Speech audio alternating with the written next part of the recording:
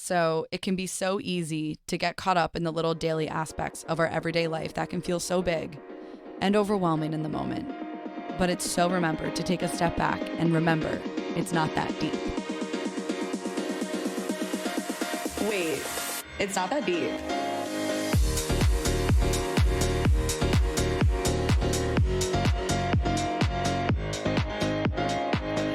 Hey, welcome back to Not That Deep. I am so happy to be back, to be recording. As if I've been on a break. I haven't. I am having a good week. I feel like it's that time of the year where, exactly, everyone's a little bit sick. Everyone's a little bit sick. Like, you hear someone sneeze and you're not disgusted. You're kind of just, I'm with you, sister. Or you hear someone cough and it's pretty standard. So people sneezing and coughing around me, I think, is disgusting. It's rude. It's unacceptable. But when I do it, it's just a little baby cold. And I think that you should grow up if you have a problem with it. That's pretty standard for me. But I'm a hypocrite. So that's just kind of how I operate through life. This episode's going to be kind of random because I love when people ask me what this podcast is about. It's me talking. They say, do you have a co-host? I say, no, I don't play well with others. They think I'm joking. I'm not. I don't play well with others in the sandbox if they're going to stay at the sandbox. I play well with others in the sandbox if I know that they're coming into the sandbox for an allotted amount of time and then they're leaving the sandbox and then the sandbox can remain to be owned by me. Does that make sense? I think that's a metaphor. It's a metaphor that I'm good podcasting with others as long as I know it's not a forever type of thing. I like podcasting by myself. I like having the creative freedom to come in here and have no idea what I'm going to talk about and just start rambling. I've heard from others that when you have a co-host, you have to have more of a plan. Like, it's kind of rare that two very relaxed, chill, type B people come together and want to start a podcast that ends up working. Right? I feel like there would need to be a type A person and a type B person, or two type A people, or maybe two type B people, and they have a lot of fun by being chill. But at some point, donde está the structure?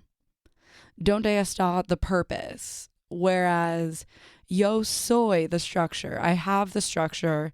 I can kind of make it up as I go. If the episode is bad, there's no pointing fingers. There's no, I told you not to do that segment on pop culture. No, because I am doing the segments. When I point fingers of when a podcast episode is bad, it's at a mirror, quite frankly, and pointing right back at myself. In that case, I like when someone comes on, because then if the podcast is bad, I'm like, I just think that you could have done better. Do you really feel like you gave it your all? No, I'm just kidding. Every single guest I've had on has been amazing, not because of what they say or how they say it, just because they're them. Everyone's been very much so themselves when they come on. And that's all I ask, because I don't want them to act a certain way. I want them to be themselves, because the reason why I asked them to be on in the first place is because I like them as themselves. So it's been really great. But no, I do like having control of what I say and how I say it. And I think just control. I'm not some control freak, but as you get older and you're less controlled, you kind of recognize that you like to control. I'm not telling people where to sit at the office. I'm not telling people when to stop working, not that type of control, or how long to stay in my sandbox. But having control of what content gets put out there by me is super important to me. And it has to come from my voice. And I mean, what better medium to come from my voice than a podcast? So I started doing Women on the Street interviews. And if you listen to what I just said, Women on the Street interviews, and you sense some, or rather you had some confusion, That's because I changed it from man on the street to woman on the street. This is something that the radical feminist pioneers have been trying to do for decades now, ever since the first man on the street was trying to sell newspapers and advocate for male reproductive rights. That is how man on the street came about. Well, now we in these streets, and we are women, so it's women on the street. And I always would see videos of people interviewing others in the park, and it's always funny because you can tell when there's such either a strong connection or a lack of connection, and both of those factors make it really fun and entertaining to watch. I'm not looking to watch someone interview someone on the street for a minute either. I think I need 8 seconds to grab me. That might be a lot, honestly. 4 seconds to grab me, and then I'll give you 22 seconds to reel me in. And then I hope I'm done by 30. Please don't make it go further than that. I think attention spans are shortening by the day, and that's fine. But these street interviews need to be quick and catchy and hysterical, or they need to be quick and catchy and very moving. It can't be boring. Why are you putting out boring content? I ask myself every day. No, you need to like what you're putting out. Why would anyone else like it if you don't like it? So I started doing Women on the Street interviews with my guests from 2 weeks ago, Jillian Gotthelf. We help each other. We record in the park. It was more like subtle rejection because I was in a confined space. Washington Square Park, there's a circle in the middle. You can't really veer that far from that center circumference. You can't deviate so far from the radii that are already set in place for you. And so when we're asking people, hey, can we ask you a question? It's almost just asking people in a circle, so it feels like a never-ending carousel. So the rejection doesn't fully set in because you can just kind of walk away and then keep going in that circle. So also there's new people entering the circle every second. So it doesn't feel as poignant and personal to what you're doing. It's like, KK, I'll just move on and find a new one. So my friend from high school, Mike Points, his mom was our Spanish teacher. And I probably made several cooking videos from her class. You know those cooking videos you would make when you were younger for Spanish class? This might be a New Jersey thing, which is really special for that state.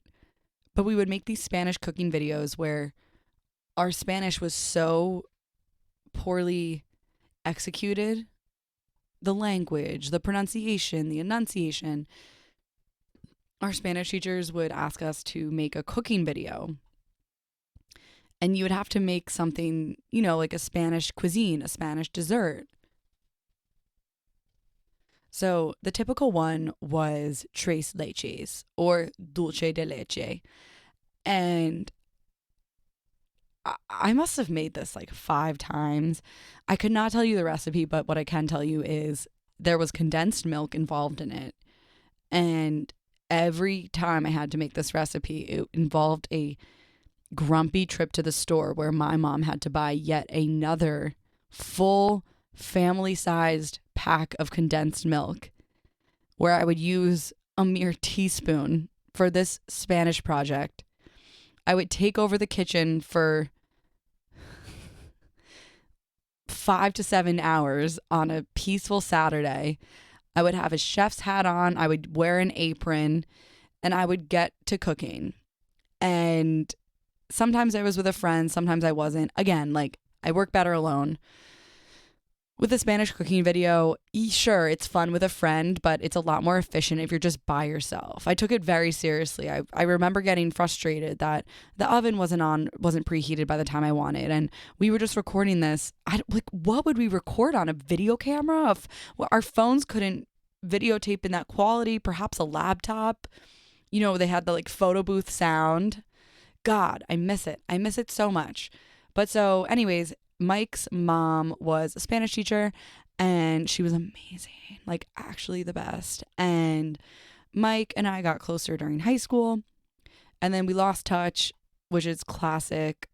1, 2, 3, 4, 5, 6, 7. Okay, so 7 years later, he reached out to me, said, I am hosting a comedy show for my short film that I'm producing, which this man is quite humble. I mean, he hasn't reached out to me. We haven't talked in 7 years, and he's asking me to do a comedy show, and he is doing a short film. I appreciated that because that means that he's been keeping up with me, or I've just been so obnoxious on his news feed. That's how he's seen my stuff.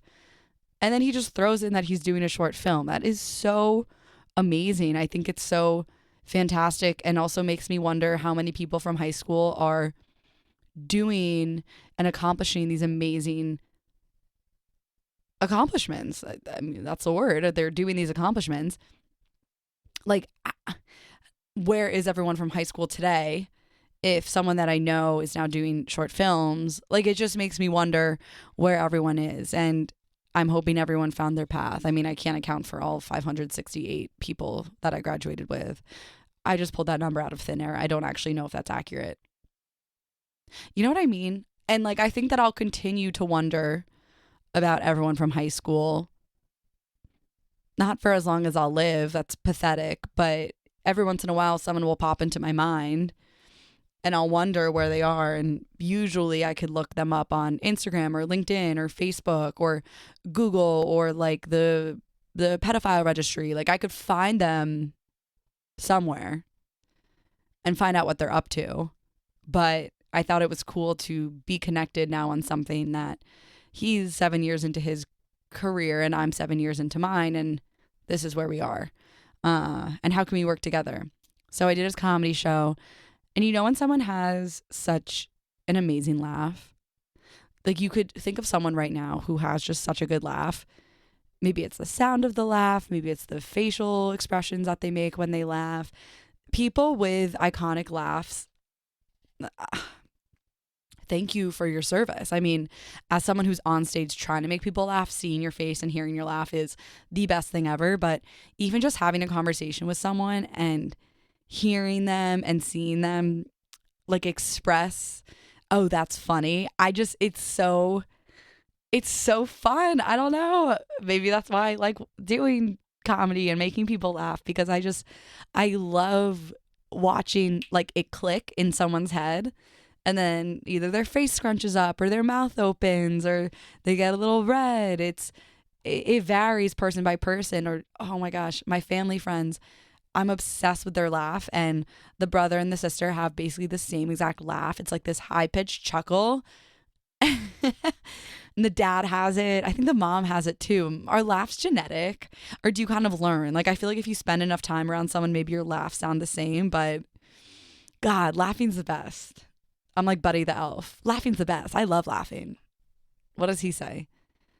Da-da-da-da-da. I love Santa. Santa's the best. I love Santa. Smiling. I feel like he says smiling. I don't know. If you're listening to this and you're like an elf connoisseur, you're probably pissed at me. But sorry, I'm Jewish. You can't blame me. So anyways, he has a fantastic laugh. He asked me to do this comedy show. I do the comedy show. My sister came. It was so much fun. And it's also just nice to see that someone who really deserves great things has great people surrounding him. So it was really good to see, you know, who he's been working with. And, you know, good people deserve good people. And so about a month ago, he texted me and said that he's going to have a camera for a certain week. Do I want to film with him? Now, I don't even know what he thinks that he had in mind when he asked me that. But what I had in mind was my Women on the Street interviews, because I don't know what else we were going to film. I'm not doing a short film. I'm not doing porn yet. I'm not doing these different like sketches. I mean, I could, but I don't need whatever. So we've been planning. And then we decided to meet Monday night underground in the subway. And I thought that we were going to like take the subway uptown to Grand Central or somewhere more circular. I guess I'll compare it to Washington Square Park. Thought I was going to be in somewhere more circular, somewhere more enclosed, somewhere where you couldn't see your rejection feet ahead of you, you know? So it took us 17 minutes to find each other downstairs in the subway. No one was to blame here, but meeting someone underground is not the same as meeting someone overground. It's just not the same, because meeting someone overground is, hey, let's meet at 17th and 3rd. And meeting someone underground is, let's meet at the guy selling cannabis made from oregano and the person who is running around with their ding dang off, you know? And there's not really a way to express that, especially when you're underground. So he was like, meet me in the tunnel on 14th Street by the L. And it's like, okay, sure. You know, that's why it's called a man on the street. Like, we end up meeting, we find each other. We're hysterically laughing, obviously, because like we ended up finding each other. We took a FaceTime, a phone call. Finally, we get to each other in the tunnel. He has like an insanely gorgeous camera, a microphone, and he just hands it to me and is like, let's go. So it was at that moment that I realized, oh, we're doing this in the subway. And then I kind of was getting the zoomies, like the adult zoomies, because that's so fun.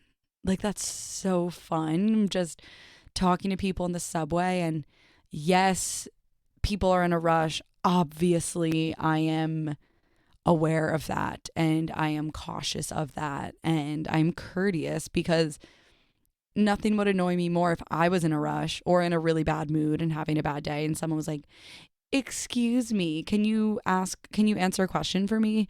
And I get it, but also the amount of times that someone says no makes it really worth it when someone says yes. And guess what, people? You have free will. You say no, I'm not begging you. You say I'm on the phone, I'm not begging you. You say just I'm not in the mood, I'm not begging you. This is not, people are not meant to be interviewed when they're like cranky as fuck. Like, you're actually doing me a disservice by stopping if you're going to be rude. And that's why when the people on the street are trying to ask, do you like donate to a charity? You know, when those people are in those bright colored t-shirts and they're dancing to Justin Timberlake and they're trying to stop you and are like, hey, do you have a second? When I say no, I mean no. And they don't take no for an answer. And that's why they get such a bad rep. Like, if you could just, I was chugging my water. I'm so thirsty. If you can just respect my no, I think that you and I will be on a really great, you know, wavelength. Because you walk by, they track you down from far ahead, okay? And then they don't lose eye contact with you. And I appreciate the dedication to your job. I get it, you have a job, but no means fucking no. And please stop trying to guilt me. Don't ask me what the one state that ends with K is. I know it's New York by now. This is not my first rodeo. You're driving me a little crazy. So when I'm down in the subway and I'm trying to ask people if they would stop and they say no, or they give me body language or facial features that kind of hint at a no, that is it. We're not doing it. Honestly, most of the people that said no were laughing when they were saying no, or smiling because I make it funny. And it actually hopefully increased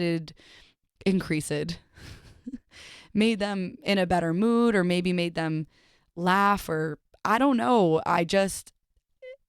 If you don't stop and talk to me, that is so understandable. It's not everyone's thing. But when it is someone's thing, or when someone is in the mood to put themselves out of their comfort zone, that is when the magic happens, and that's why I do it. We were down in the subway. We had one guy. I said, what's your name? He said, Donald. I said, like the duck. And he said, no, like Trump. And I just, you know, sometimes I don't have the best taste. Sometimes I just don't have the best taste in picking contestants to be on my Woman on the Street interviews. But I was like, whatever, maybe he's a good guy. I said, what's not that deep? He didn't get it. He didn't get it, but he still tried. So he gets points for that. But his not that deep was they need to stick to teaching the ABCs and not the LGBTs. And people, you can't argue with stupid. There's no getting anywhere when someone is just so uneducated and unintelligent. Like, I'm not getting anywhere. He's firm in his stupid thoughts, but did I want to smack him in the face? Yeah. I think he had 2 brain cells. I think that the smack would have knocked one of them out, but I think it's wild how bold people are with their hatred. And that doesn't happen a lot when I'm like talking to people on the streets, because typically the not that deeps are just, personal to them. But for that question to elicit like such a simple form of homophobia, I thought that was crazy. And you could tell he did not make that up either. Like, you could tell he heard someone say that and then he repeated it. And it's like, babe, I don't even think you know the full ABCDs. I don't. And you're ugly. Sorry. He was.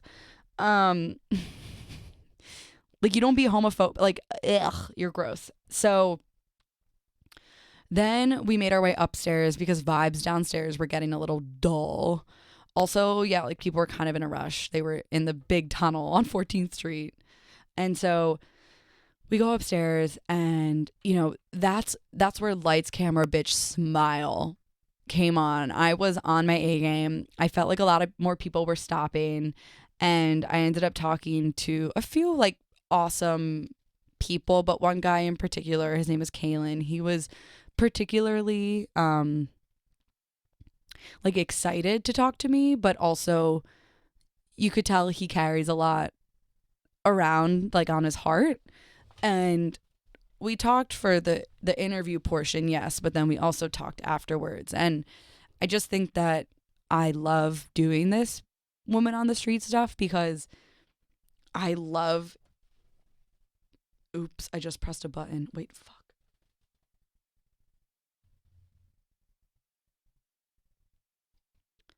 I love the aspect that every single person has a story. And that's rocket science. I mean, sorry, that's maybe to some people that is rocket science, but like when you look around on the subway, when you're on the subway and you're all in your own head, what music am I going to listen to? How's my day going to look out? How are my parents feeling today? Whatever it is that you're thinking about, everyone around you also has their own problems and their own things that are stressing them out. There are things that really made them happy, or maybe they've been up since 4 a.m., or maybe they couldn't sleep, or maybe they had kids, or maybe they just got broken up with, or in an unhappy relationship, or have a sick family member, or hate their job, or are planning on proposing today. Like, everybody has their own story, and we get so caught up in our own. And I just love being able to give others the platform, like, to tell theirs. I want to listen to you. I don't want to be a therapist. I don't mean listen to you in that problem and then like help you. I don't think I'm fit to that, but I'm fit to creating an environment that you're comfortable enough to talk to me in. And then you kind of end up realizing like, oh, wait, I have like a lot to say, and what I have to say is important and it's interesting. And I'm never in a rush when I'm talking to people, because why would I do that? I'm trying to build like genuine connection, and you can tell when someone's in a rush. I hate when you can tell when someone's in a rush when they're talking to you. Like, sometimes if I'll sense someone's in a rush, I'll be like, wait, like we can totally catch up another time, this if now's not good, because I'll just call it out. Because and then sometimes the person will realize, oh shit, like I guess I was giving off rushed vibes. But is it rushed because you don't want to be there, or is it rushed because you have something to do or somewhere to be? So this guy, Kalen, who had stopped, he was on his lunch break. It was like 8 p.m. He was on his lunch break, which just shows he was working a very long shift. And he just opened up, and his energy was so warm and so inviting. And I loved that we could talk about like kind of what was bothering him or how his day was. He told me about his kids. We FaceTimed his daughter. And he could have just walked right by me. He could have just walked right by me, saw me with a camera, felt scared, and he ended up saying he's so happy that he stopped because he was able to get out of his comfort zone and that felt so good. And isn't that what's so important in life? Like those feelings that give you butterflies? Like when's the last time you purposely gave yourself butterflies? Or you put yourself in a situation where you knew it was going to be scary, but you did it anyways.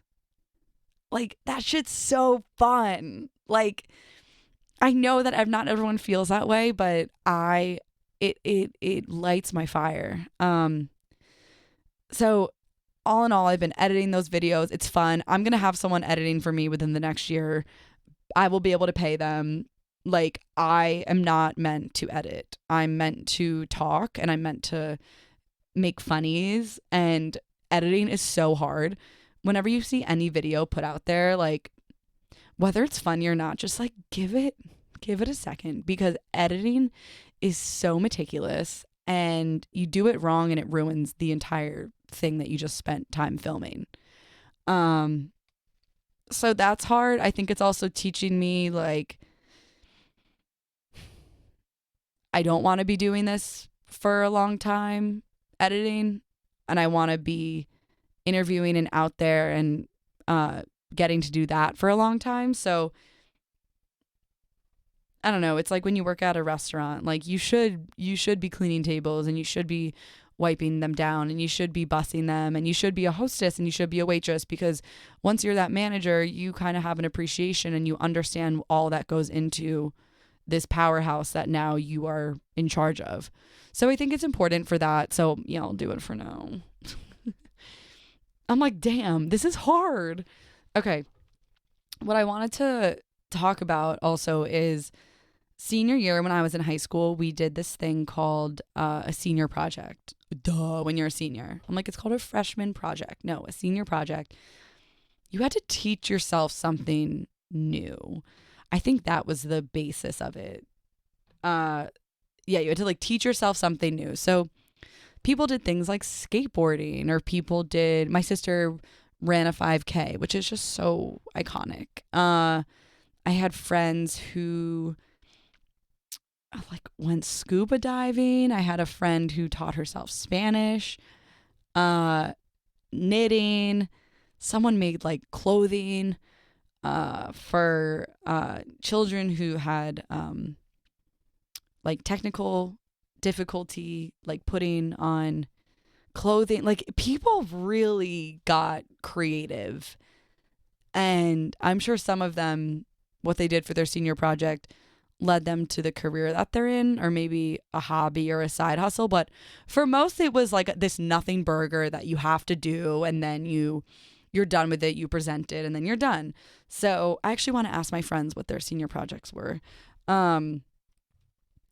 But so mine, if you guys are familiar with Humans of New York is this guy who goes around and talks to people on the street about their stories, and they're always the most captivating, emotional stories. And the whole consensus behind it is what I've been saying, that everyone has their own story, everyone has their own struggles, and to read about them and to have people just like so captivated by these absolute strangers is beautiful. And I think what he's started, I think his name is Dan, is amazing.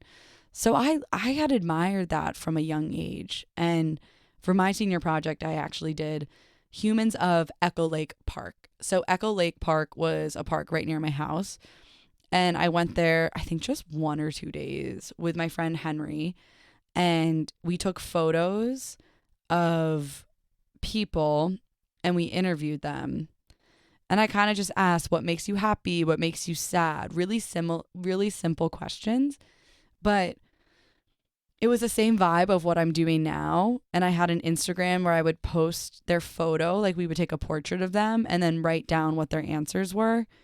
And I remember there was a mom who was working so hard to like exercise for herself because she feels like she kind of lost that quality in herself when she had kids. I thought that was so beautiful. I mean, I was only 18, but I was moved by it. I think anyone opening up to me, I feel moved by. I love that they're comfortable enough to say this, but also that they're willing to have their photo with their words attached to it.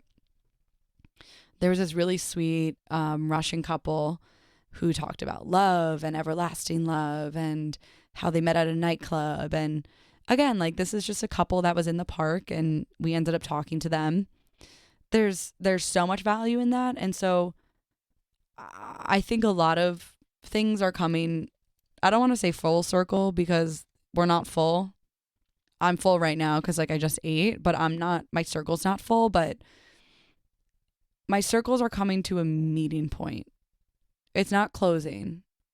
It's not full, but it's an overlapping touch point of, I was doing Humans of Echo Lake Park and now I'm doing Women on the Street, Not That Deep. And my goal with Humans of Echo Lake Park and my goal with Not That Deep are kind of just to get to the root of people and what makes them laugh, what makes them happy. And I think it's really interesting, like the overlap that these two have now played. I don't know. I was thinking about that. I'm like, why is this so fun to me? Is this new? No, I've loved this since I was 18. Or 17 actually, because I was young for my grade. Like, I have loved doing this since I was in high school. And I love that I was able to do that in high school. I don't know. Like, do you guys have those moments where you feel like things come full circle and you're like, oh my God, wait, I've seen this before. It's almost like deja vu. With that though, I wanted to share, I have a new like mission statement kind of. So, cause I think that when people ask me what Not That Deep is about, I say like, life is really hard, but as long as we can laugh, then it's not that deep. And like over the last few weeks, I'm like, wait, life is deep. Life is very deep. And sometimes it is that deep. And I kind of was like talking it out with my dad the other day of what does not that deep actually mean to me? And together we came up with this, I guess, mission statement.